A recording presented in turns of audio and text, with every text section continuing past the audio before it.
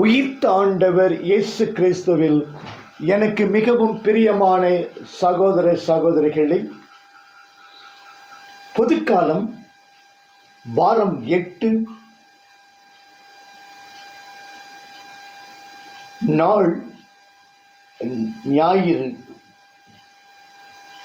முதல் வாசகம் சீராக் ஞான நூல் 27:4-7. இந்த பகுதி இரு கருத்துக்களை நமக்கு தியானமாக எடுத்துரைக்கிறது. ஒன்று இறையச்சம், 2 இன்சொல் பேசுதல்.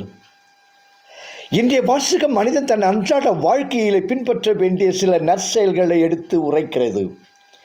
வாழ்வாங்கு வாழ்தல் மனிதனுக்கு இன்றியமையாதது. பொதுவாக எல்லோருக்கும் இருக்க வேண்டிய குணங்கள் பற்றியே வாசகம் கூறினும் கிறிஸ்தவர்களாகிய நமக்கும் இவை தேவை என்பதை உணர்வோம். ஒன்று இறை அச்சம்.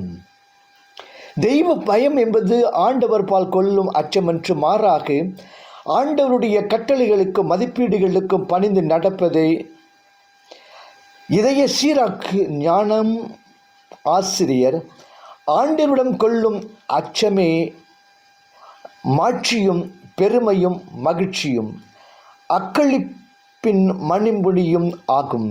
1:11. ஆண்டவரிடம் கொள்ளும் அச்சம் ஞானத்தின் மணிமுடி. இறையச்சம் பாவத்தை அகற்றுகிறது. இறையச்சம் உடையவர்கள் ஆண்டவரின் வார்த்தையை நம்பாமல் இரார். அவரை நம்புவார்கள், அவர் வழியில் நிலை கொள்வார்கள், அவருக்கு விருப்பமானதை தேடுவார்கள், அவர் கட்டளைகளை கடைபிடிப்பார்கள். 2:18-21 என்பதிலிருந்து தெய்வ பயம் உள்ளவர்கள் கடவுளை அன்பு செய்கிறவர்கள், அவர் கட்டளைகளை பிரமாணிக்கமாய் பின்பற்றுபவர்கள் என்பது புலனாகிறது. இத்தகைய இறையச்சம் நம்மிடம் வேண்டும். இதுவே நமது வாழ்க்கையின் வழி துணையாய் இருக்க வேண்டும். வேண்டேன் புகழ், வேண்டேன் செல்வம், வேண்டேன் மண்ணும் விண்ணும், இறைத்தாள் பூண்டேன், புறம்போகேன், இனி புறம்போகலொட்டேன் என்கிறது திருவாசகம். இரண்டாம் கருத்தாக இன்சொல் பேசுதல். ஒரு மனிதனை அவன் பேச்சு வெளிப்படுத்திவிடும். அவன் பேச்சிலிருந்து அவனது உள்ள கிடக்கையை அறிய முடியும். அகத்தில் உள்ளது தானே முகத்தில் தெரியும் என்பது போல மேலும் கண்ணியை கொண்டு தானே மரத்தை அறிவோம். எனவே நமது பேச்சிலே பண்புடைமை, அன்பு முதலியன வெளிப்பட வேண்டும். நமது பேச்சு கேட்டார் பிணிக்கும் தகையவாய் கேளாரும் வேட்ப மொழிவதம் சொல். குறள் 617 என்ற முறையிலே அமைய வேண்டும். தவறான பேச்சுகள், பொய் கலந்த பேச்சுகள், ஏமாற்று பேச்சுகள், அகங்கார ஆணவ பேச்சுகள், அன்பற்ற பேச்சுகள் நம்மை விட்டு தூர அகல வேண்டும். ஏனெனில் இவை நம்மை சிறுமைப்படுத்துவதோடு இறைவனிடமிருந்தும் பிறரிடமிருந்தும் நம்மை பிரித்துவிடும் தன்மையென. சிறியதொரு தீப்பொறி எத்துணை பெரிய காட்டை கொளுத்து விடுகிறது. நாமும் தீயை போன்றது தான். நெறிகெட்ட உலகின் உருவே அது. யாக்கோப்பு 3:5-6 என்று யாக்கோப்பு கூறுவதற்கு செவி மடுப்போம். ஆண்டவரை போற்றுவதும் அந்நாவாலே கடவுளின் சாயலாக உண்டாக்கப்பட்ட மனிதனை தூற்றுவதும் அந்நாவாலே. 3:9-10 என்ற நிலையை விடுத்து இன்சொல்லினராக ஈவிரக்கம் சொல் உள்ளவராக வாழ முயற்சிப்போம். இனிய உளவாக இன்னாத கூறல் கனி இருப்ப காய் கவந்தற்று குரல் என்பதை உணர்ந்து இனியன என்றும் நினைப்போம், இனியனவே என்றும் பேசுவோம். நான் நலம் என்னும் நலன் உடைமை அந்நலம் யா நலத்துள்ளதும் ஒன்று. குறள் 641 என்ற பொதுமொழி நம்மை வழிநடத்துவதாக. யாகவராயினும் நாக்காக்க காவாக்கால் சோகாப்பர் சொல்லிழுக்கப்பட்டு. இரண்டாம் வாசகம் 1 கொரிந்தியர் 15 இறை வாக்கியங்கள் 54 முதல் 58 முடிய. இந்த பகுதி நமது தியானத்திற்கு வெற்றி நமதே என்ற கருத்தையும் நிலைத்து நிற்க வேண்டும் என்ற கருத்தையும் எடுத்து இயம்புகிறது. விளக்கப்பட்ட மரத்தின் கனியை தின்றால் சாவீர்கள் என்ற உருவகம் இறைவனின் கட்டளையை மீறுவோ தண்டனைக்குள்ளாவர் என்ற உண்மையை உணர்த்துகிறது. பாவத்துக்கு கிடைக்கும் கூலி சாவு, ரோமையர் 6:29. ஆனால் கிறிஸ்துவின் மரணம் உயிர்ப்பு வழியாக இச்சாவின் மீது நாம் வெற்றி கொண்டுள்ளோம் என்ற உண்மையையும் இன்றைய வாசகம் உணர்த்துகிறது. 1. வெற்றி நமதே. வெற்றிகளெல்லாம் சிறந்தது சாவையை சாகடிப்பதாகும். மரணத்தின் வழியாக மரணத்தையே வென்ற மாமன்னன் இயேசு. மறைநூலில் உள்ளபடியே இயேசு நமது பாவங்களுக்காக இறந்தார், உயிர்த்தார் என்று 1 கொரிந்தியர் 15:3 சொல்லுகிறது. கிறிஸ்து உயிருடன் எழுப்பப்படவில்லை என்றால் நாங்கள் பறைசாற்றிய நற்செய்தியும் நீங்கள் கொண்டிருக்கிற நம்பிக்கையும் பொருளற்றதாயிருக்கும் என்று 1 கொரிந்தியர் 15:14 சொல்லப்படுகிறது. ஆதாமில் அனைவரும் இறந்தது போல கிறிஸ்துவில் எல்லோரும் உயிர் பெறுவர் 15:22 என்று சொல்லுகிறது. இவ்வாறு உயிர் பெற்றெழும்போது என்றுமே இல்லாதவாறு சாவை ஒழித்து விடுவர். என் தலைவராகிய ஆண்டவர் எல்லா முகங்களிலிருந்தும் கண்ணீரை துடைத்து விடுவார். எசாயா 25:8. மரணத்திற்கு அஞ்சுவது மனித இயல்பு. நேற்றிருந்தவன் இன்றில்லை என்ற நெறியில்தான் மனித வாழ்வு இயங்குகிறது. பெருநல் உள நொருவன் இன்றில்லை என்னும் பெருமை உடைத்து இவ்வுலகு. குறள் 336. எனவே நாச்சிற்று விக்குள் மேல் வாராமுன் நல்வினை மேற்சென்று செய்யப்படும். குறள் 335 என்பது வள்ளுவர் அறிவுரை. ஆனால் இயேசுவுடன் இணைந்துள்ள நாம் மரணத்திற்கு அஞ்ச வேண்டியதில்லை. அழியாமைக்கென்று கடவுள் மனிதனை படைத்தார். தமது காலங்கிடந்த தன்மையின் சாயலாகவே அவனை உண்டாக்கினார். சாலமோன் ஞானநூல் 2:23. தேள் நச்சு கொடுக்கை இழந்தது போல் நம்மை அழிக்கும் மரணத்தை இயேசு வென்றுவிட்டார். இயேசுவுடன் கல்லறை நோக்கி செல்லும் நாம் ஊழி காலத்தில் அவரை போல் உயிர்த்தெழுவோம் என்பது உறுதி. இந்நம்பிக்கை நம்மை நல்வாழ்வுக்கு அழைக்கிறதாம். 2. நிலைத்து நிற்க வேண்டும்.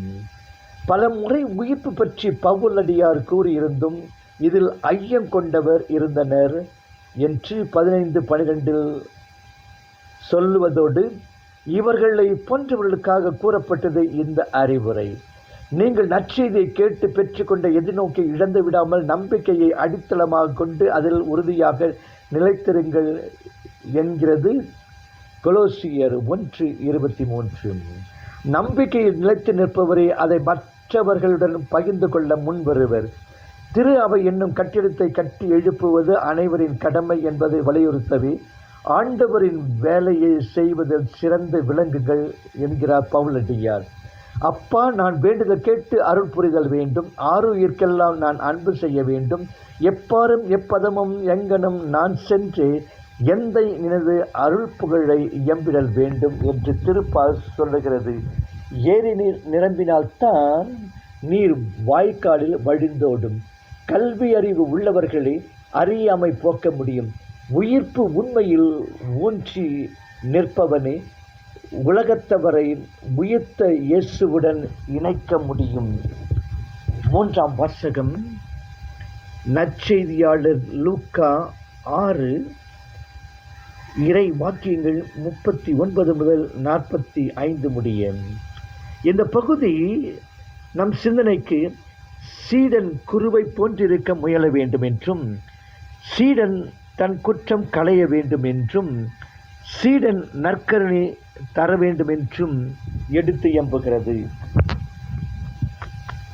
லூக்காவின் சமதள பொழிவிலிருந்து 6:20-49 என்ற வாசக பகுதி எடுக்கப்பட்டுள்ளது. மத்தேயுவின் மலைப்பொழிவு 5:1-7-29. தன் சீடர்களிடம் அமைய வேண்டிய சில குணங்கள் பற்றி இயேசு இப்பகுதியில் பேசுகிறார். 1. சீடன் குருவை போன்றிருக்க முயல வேண்டும். இயேசுவை குருவும் தலைவருமாவர் நமக்கு. எனவே நம் தலைவரின் தலையாகிய குணங்களாகிய அன்பு, ஈவு, இரக்கம், நீதியின் மேல் ஆர்வம் முதலியன நம்முடைய குணங்களாயும் அமைய வேண்டும்.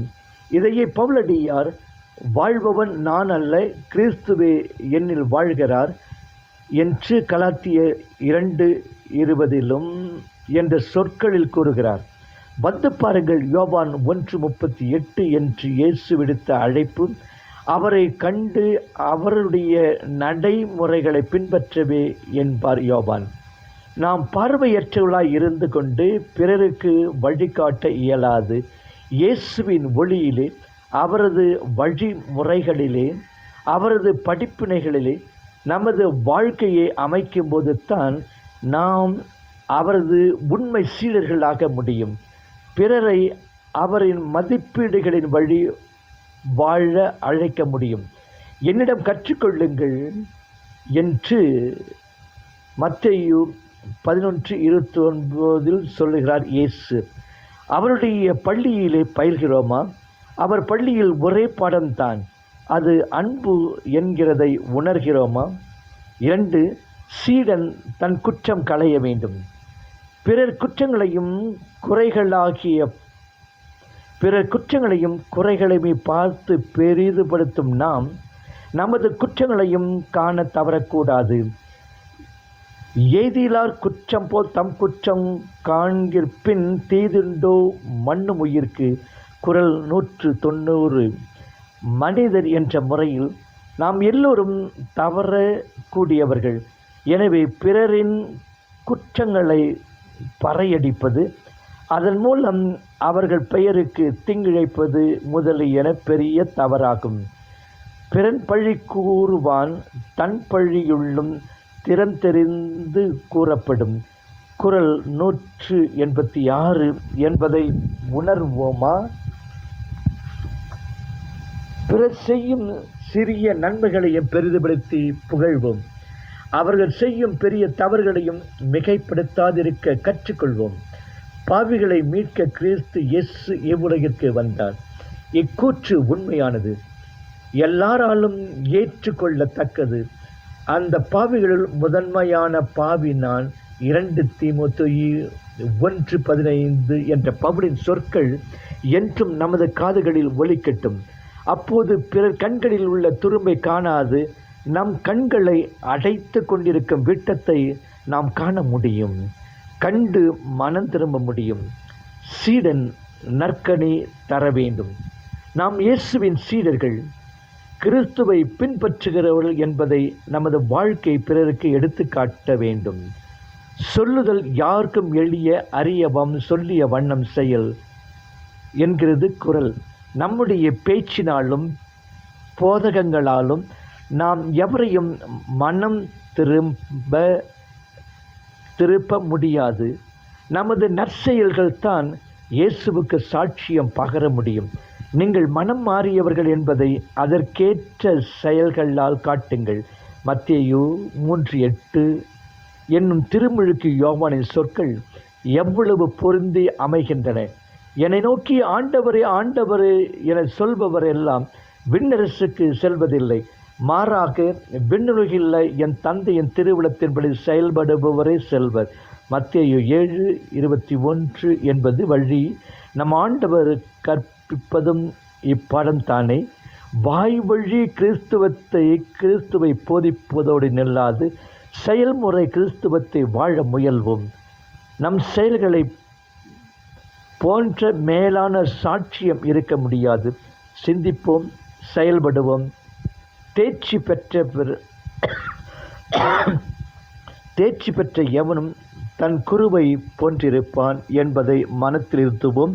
ஆண்டவர் இயேசு நம்மை நிறைவாக ஆசீர்வதிப்பாராக. ஆமென்.